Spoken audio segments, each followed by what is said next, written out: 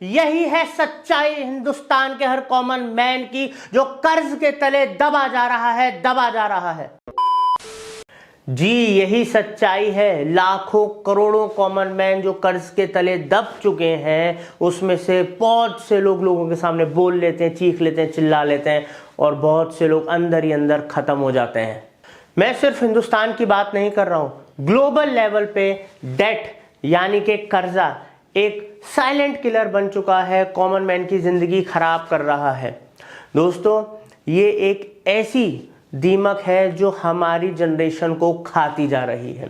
Debt trap में फंसने वाले लोगों को पता ही नहीं लगता कब आप इसके मकड़ जाल के अंदर फंस चुके हो। शुरुआत होती है कुछ ज़रूरतें पूरी करने के लिए कर्जा लेना, शॉपिंग करने के लिए कर्जा लेना, और कई चीज़ों के लिए कर्जा लेना।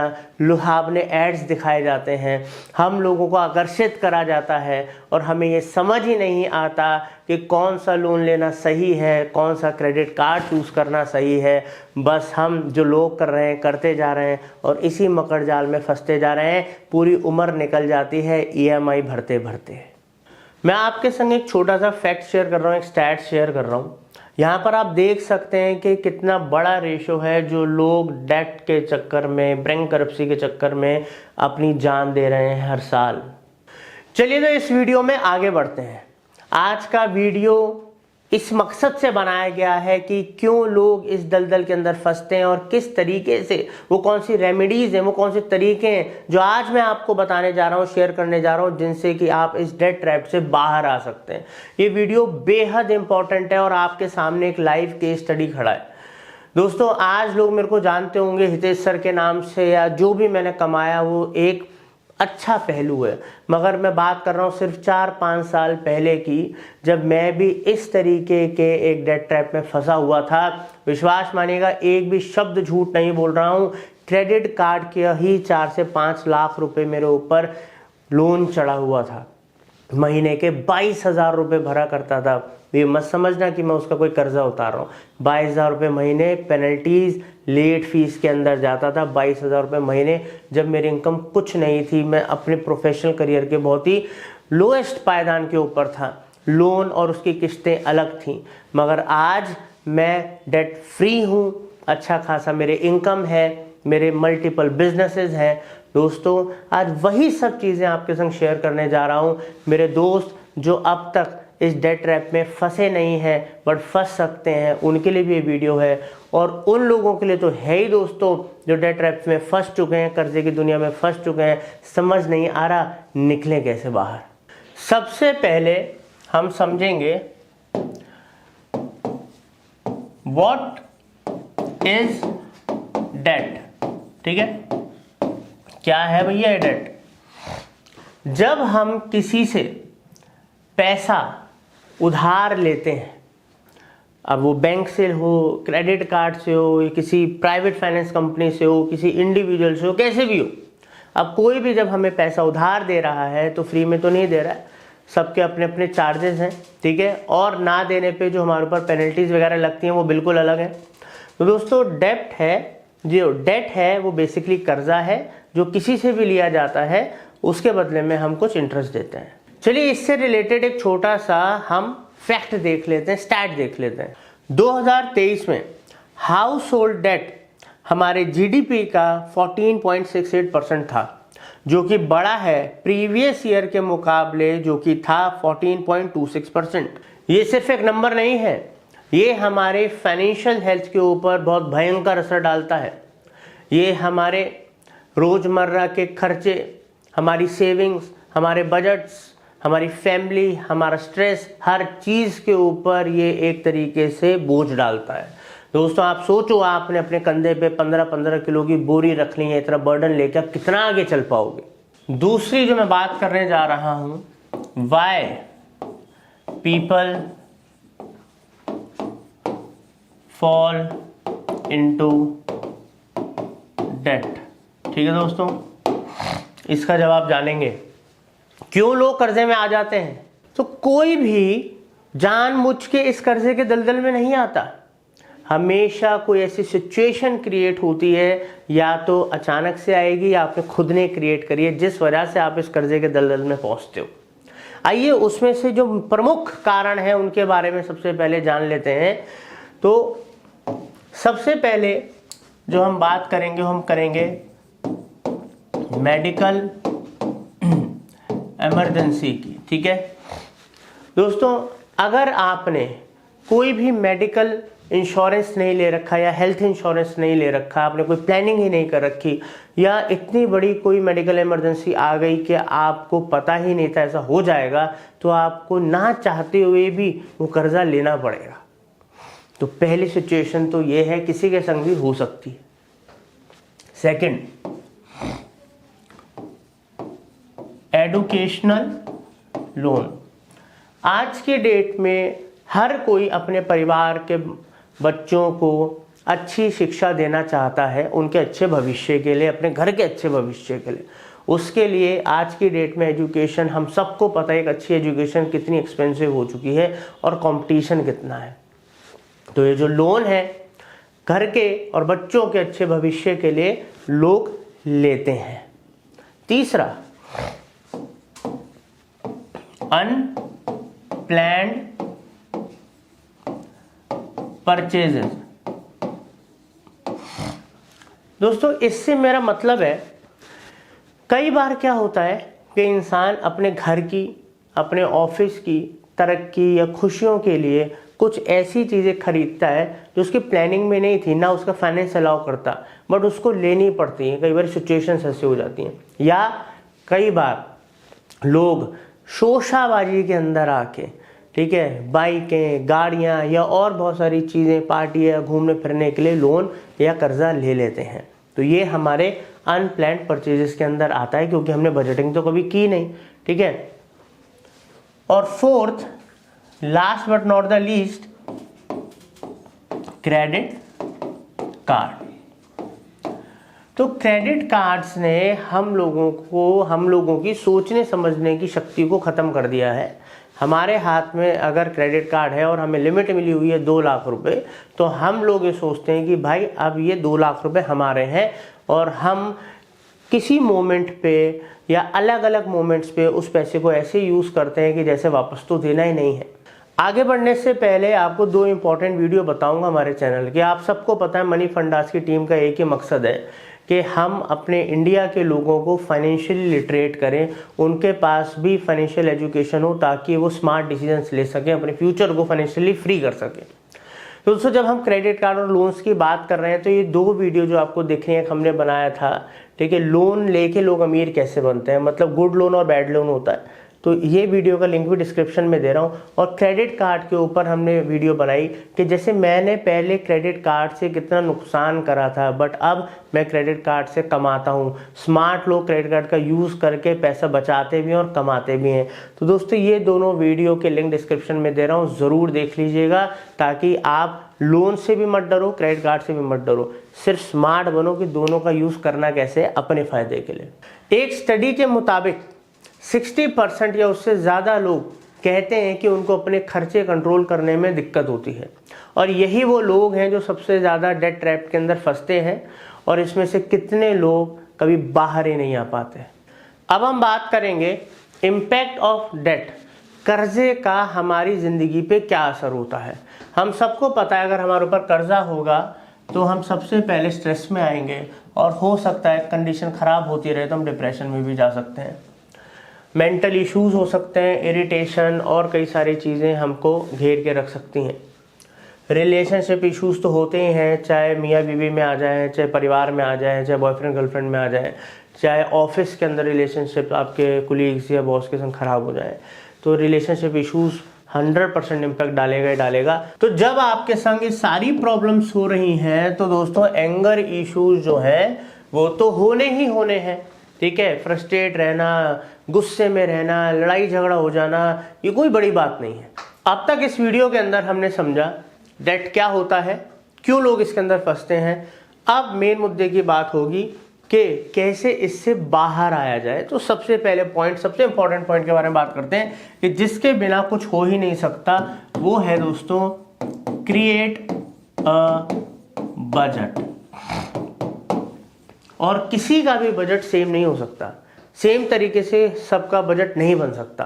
मगर इसके कुछ बेसिक फार्मूलाज होते हैं, जैसे कि जो एक कॉमन फार्मूला है वो है 50, 30 एंड 20 रूल। ठीक है, 50 मतलब अगर मान लीजिए आप लाख रुपए महीना कमाते हैं तो 50,000 रुपये में आपके सारे नीड्स और सारे खर्चे आ जाते हैं, जो भी आपको करने, EMI हो गई, जो भी आपके रोजमर्रा के खर्चे हो गए, ठीक है, हर चीज़ इसके अंदर आ गई, राशन पानी वगैरह सब।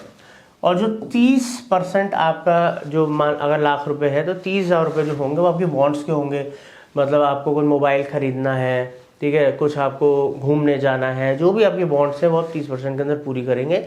और जो 20% है वो आपको करना है इन्वेस्ट। ठीक है, मगर यहाँ पर गेम, अगर आप डेट के अंदर हो तो आपको यहाँ गेम बदलना पड़ेगा, आपको ये हिस्सा ज़्यादा बढ़ाना पड़ेगा यहाँ पर, और यहाँ पर कटौती करनी पड़ेगी, ताकि अगर आप जितना ज़्यादा सेव करोगे, इन्वेस्ट करोगे, उसमें से ही कुछ भाग से आप अपने डेट्स को भी कम करोगे। अब दोस्तों second and also one of the most important point, और जो बेसिकली फाउंडेशन देगा आपके फ्यूचर की, जिसको हम बोलते हैं इमरजेंसी फंड्स। अब दोस्तों इमरजेंसी फंड्स कोई भगवान ऊपर से हमें नहीं देगा, वो यहीं से आएगा, जो कमाई है उसी के अंदर से निकलेगा। अब है क्या, अब जो आप पैसा सेव कर रहे हो बेसिकली, ठीक है, वो 20% हो सकता है, 30 हो सकता है, 40 हो सकता है, जितना ज़्यादा से ज़्यादा आप सेव कर सको। तो पहले कुछ महीने 3 to 6 months, ठीक है, 3 से 6 महीने, मान लीजिए आप महीने का अगर 40,000 रुपये बचा रहे हो, ठीक है, तो वो 40,000 रुपये आपको डायरेक्ट इन्वेस्ट नहीं करना है कि यार 40,000 रुपये है, चल इस महीने स्टॉक में डाल दिए, इस महीने यहाँ डाल दिए, इस महीने वहाँ डाल दिए, गोल्ड में डाल दिए, नहीं। पहले 3 या 6 महीने जो आपकी ज़रूरतें हो, आपकी फैमिली के खर्चे हो, इमरजेंसी फंड का मतलब क्या है कि कल को नौकरी नहीं रही, कोई और दिक्कत आ गई, किसी भी तरीके की दिक्कत आ गई, तो क्या मेरे पास 6 महीने के लिए अपनी फैमिली को सर्वाइव करने का पैसा है कि नहीं है। अब वो 3 महीने में जोड़ लो या 6 महीने में जोड़ लो। अब मान लो 40,000 रुपये अगर आप सेव कर रहे हो तो 40,000 इंटू 6, 2,40,000 रुपये आपके पास होना चाहिए, ताकि वो आपके रिजर्व में हमेशा के लिए पड़ा रहे। उसके बाद आप अपनी सेविंग से इन्वेस्टमेंट की जर्नी शुरू कर सकते हो। दोस्तों अब हम सबसे इंपॉर्टेंट भाग पे आ गए हैं, तीसरा पॉइंट है प्रायोरिटाइज योर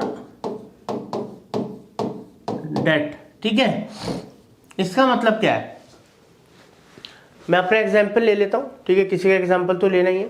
ठीक है, अब मान लीजिए मेरा एक 15 लाख रुपए का होम लोन चल रहा है, ठीक है, HL होम लोन चल रहा है। एक मेरा 1 लाख रुपीस का लैपटॉप का लोन चल रहा है, ठीक है। एक मेरा 2.5 लाख का जो मैंने कार लेने के लिए लिया था, कार लोन चल रहा है, ठीक है। और एक मेरा 50K का मोबाइल का EMI चल रहा है, लोन कह लो, EMI कह लो, कुछ भी कह लो।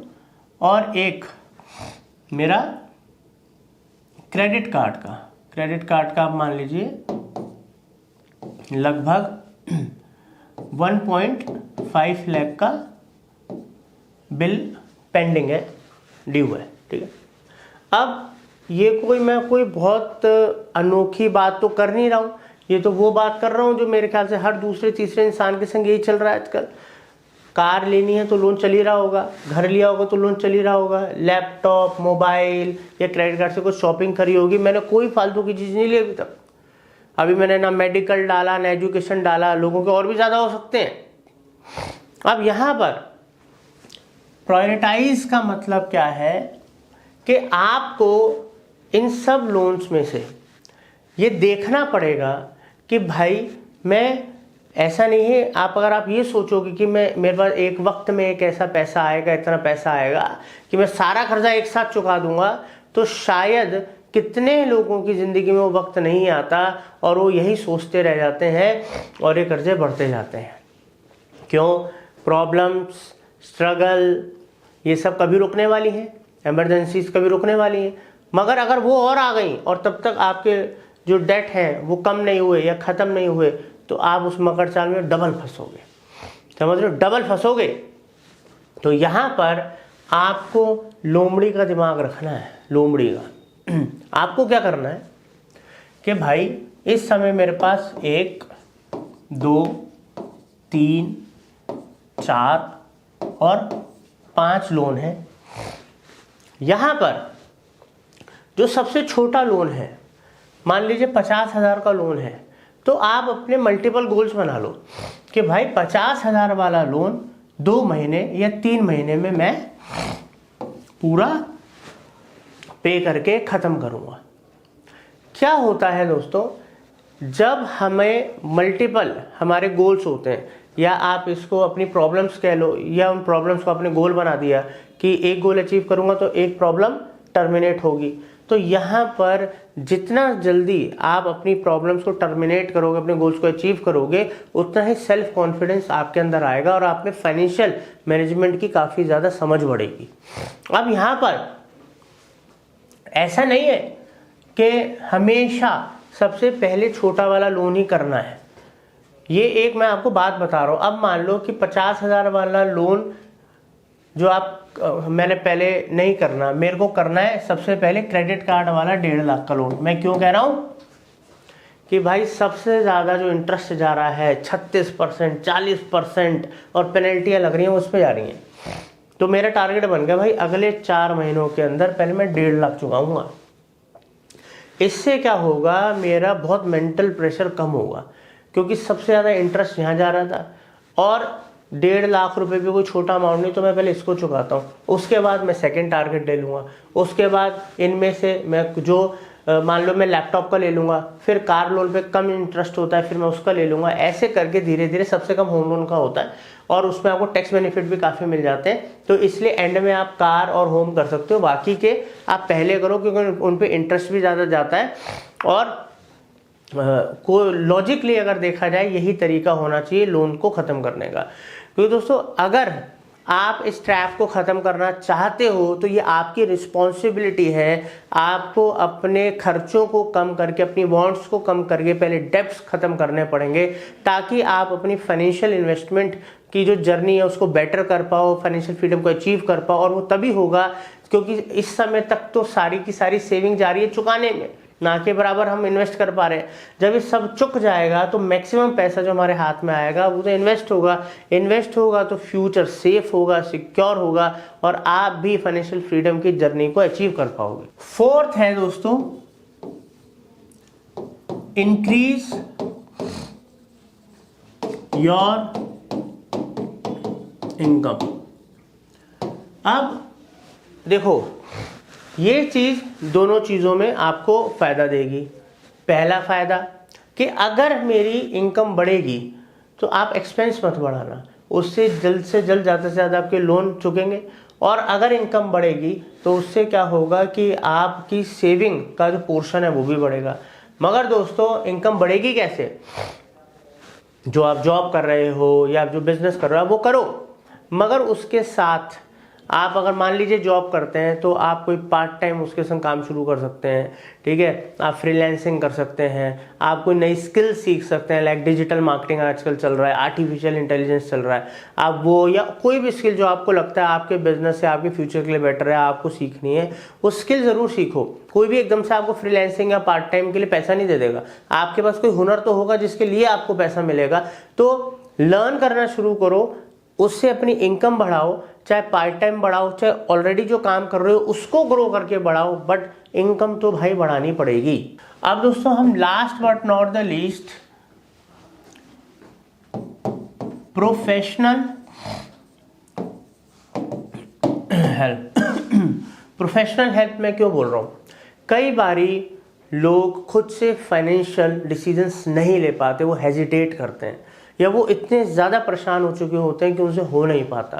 तो उनको चाहिए होता है एक फाइनेंशियल दोस्त, एक उनको चाहिए होता है एक मेंटोर।